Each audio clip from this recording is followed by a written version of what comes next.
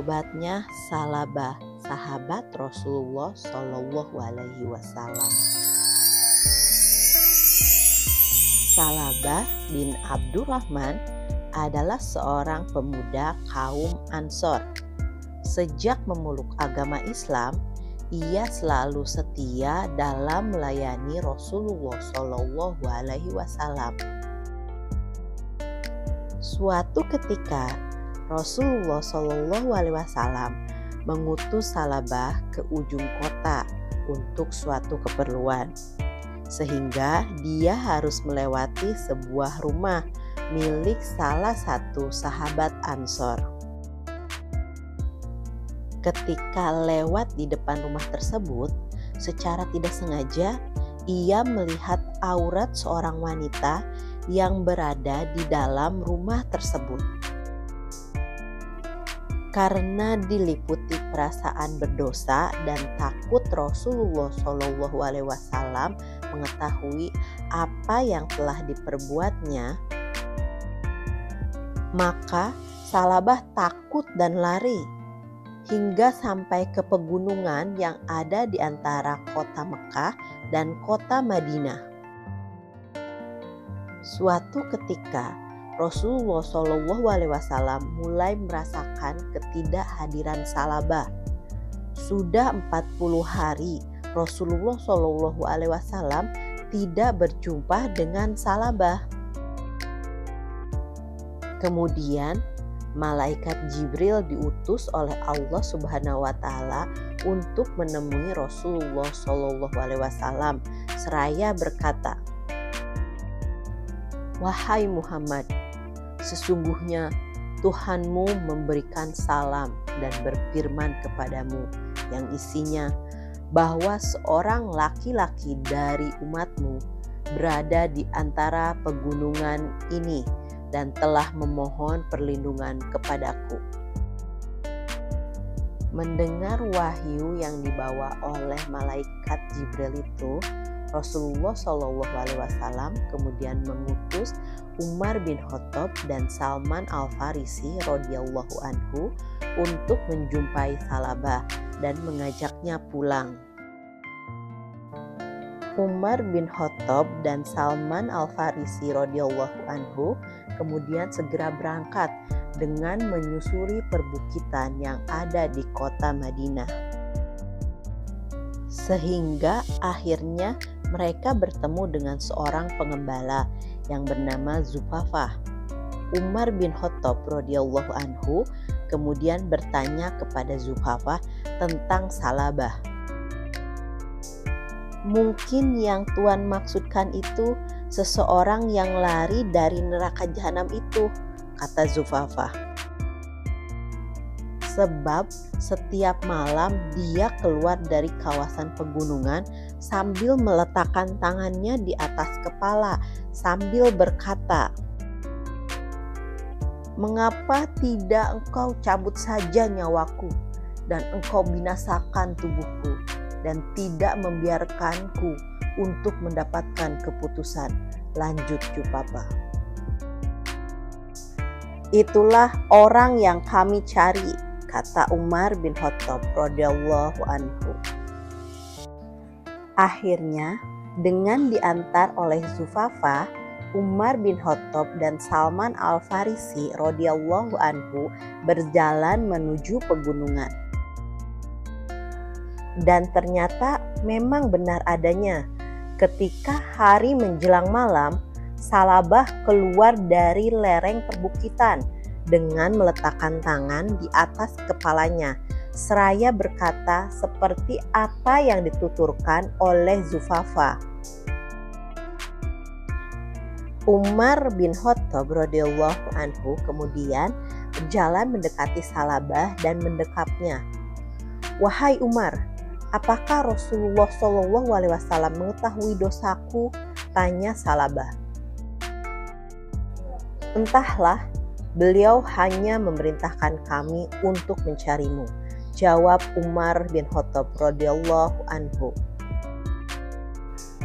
"Aku memohon kepada kalian tidak membawaku kepada beliau, kecuali apabila Rasulullah Shallallahu Alaihi Wasallam sedang sholat, pinta Salabah.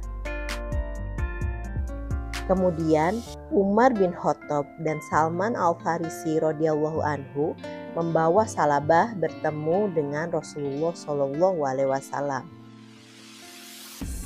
Ketika mereka tiba, Rasulullah Shallallahu Alaihi Wasallam rupanya sedang melaksanakan sholat. Kemudian Umar dan Salman segera berebut saf sholat untuk ikut sholat bersama dengan Rasulullah. Ketika Salabah mendengar ayat yang sedang dibaca oleh Rasulullah Shallallahu Alaihi Wasallam, seketika itu pula ia langsung jatuh pingsan. Usai membaca salam, Rasulullah Shallallahu Alaihi Wasallam akhirnya menghampiri Salabah dan segera menggerak-gerakkan tubuhnya hingga akhirnya Salabah kembali siuman. "Apa yang menyebabkan engkau lari dariku?" tanya Rasulullah Shallallahu Alaihi Wasallam. "Dosaku, wahai Rasulullah," jawab Salabah. "Bukankah pernah kutunjukkan kepadamu tentang ayat yang dapat menghapuskan dosa dan serta kesalahan?" tanya Rasulullah Shallallahu Alaihi Wasallam. "Benar Rasulullah," jawab Salabah. "Bacalah Rabbana atina fid dunya hasanah wa fil akhirati hasanah wa qina adzabannar," perintah Rasulullah Shallallahu Alaihi Wasallam. "Dosaku terlalu besar ya Rasulullah, akan tetapi kalam Allah itu ternyata lebih besar lagi," jawab Salabah. Kemudian Rasulullah Shallallahu Alaihi Wasallam memerintahkan Salabah untuk pulang ke rumahnya. Setibanya di rumah, Salabah langsung jatuh sakit. Salabah sakit selama 8 hari. Mendengar Salabah sakit, Salman Al-Farisi radhiyallahu anhu pun menghadap Rasulullah Shallallahu Alaihi Wasallam untuk memberitahukan tentang keadaan dari Salabah. "Mari kita bersama-sama untuk menjenguknya," ajak Rasulullah Shallallahu Alaihi Wasallam. Setibanya di kediaman Salabah, Rasulullah Shallallahu Alaihi Wasallam segera menghampirinya, kemudian meletakkan kepala Salabah di pangkuannya beliau. Akan tetapi Salabah berusaha menggeser kepalanya. "Mengapa kau geserkan kepalamu dari pangkuanku?" tanya Rasulullah Shallallahu Alaihi Wasallam. "Karena kepala ini penuh dengan dosa," jawab Salabah. "Apa yang kamu keluhkan? Di antara tulang, daging, dan kulitku seperti dikeroyok semut." "Apa yang kamu inginkan?" tanya Rasulullah Shallallahu Alaihi Wasallam. "Ampunan Tuhanku," jawab Salabah singkat. Kemudian turunlah lagi malaikat Jibril untuk menemui Rasulullah Shallallahu Alaihi Wasallam seraya berkata kepada Rasulullah, "Wahai Muhammad, sesungguhnya Tuhanku membacakan salam untukmu dan berfirman kepadamu, andaikan hambaku ini menghadapku dengan membawa kesalahannya yang sepenuh bumi, aku akan menyambutnya dengan ampunanku yang sepenuh bumi pula." Rasulullah Shallallahu Alaihi Wasallam kemudian memberitahukan kepada Salabah perihal wahyu yang baru saja disampaikan oleh malaikat Jibril kepada Rasulullah. Ketika mendengar apa yang disampaikan oleh Rasulullah Shallallahu Alaihi Wasallam, terpekiklah Salabah dan tiba-tiba kemudian Salabah meninggal dunia seketika. Akhirnya jenazah Salabah kemudian dimandikan dan dikafani.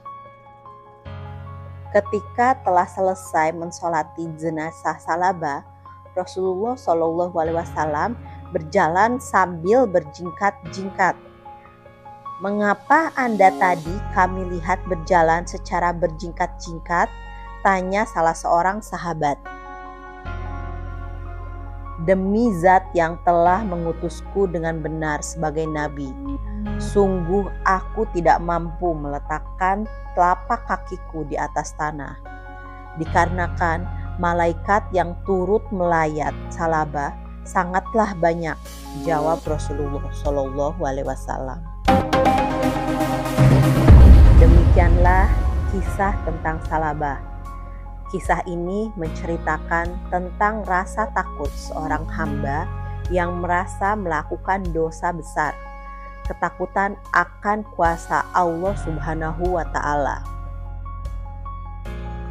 Rasa takut akan kuasanya mencerminkan bahwa betapa Salabah adalah manusia yang ihsan, di mana ia tahu dan yakin walaupun tidak ada seorang pun yang bersamanya saat itu,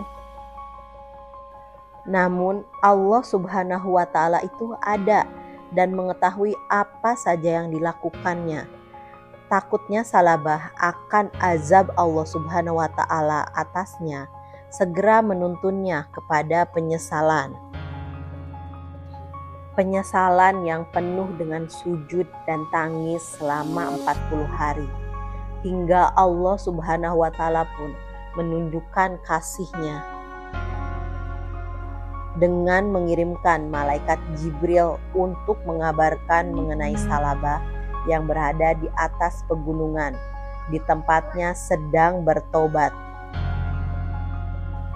Bahkan setelah dijemput pun, Salabah masih dalam nuansa penyesalan dan takut yang membuatnya pingsan ketika mendengar ayat Allah yang dibacakan oleh Rasulullah Shallallahu Alaihi Wasallam.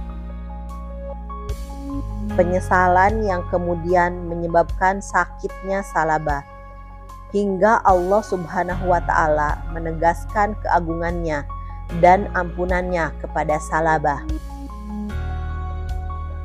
Sangat terlihat betapa Allah Subhanahu wa Ta'ala mencintai hamba-hambanya yang bertobat dan kembali kepadanya. Jika seorang hamba sudah bertobat dan datang kepada Allah dengan membawa kesalahan seisi dunia, maka akan disambutnya dengan ampunan seisi dunia pula. Taubat adalah rezeki setiap manusia yang seringkali dilupakan. Allah Subhanahu wa Ta'ala membuka pintu taubat selapang-lapangnya bagi hamba-hambanya yang ingin kembali kepadanya. Selama hambanya tidak mempersekutukan Allah Subhanahu wa Ta'ala, maka nikmat taubat itu ada untuknya. Sungguh merugi manusia yang lalai menikmati rezeki taubat ini. Taubat ini gratis dari Allah Subhanahu wa Ta'ala. Sebuah kehinaan jika memohon ampunan atau maaf dari sesama manusia. Namun adalah sebuah kemuliaan untuk memohon ampun dari Allah Subhanahu wa Ta'ala dengan sebaik-baiknya permohonan.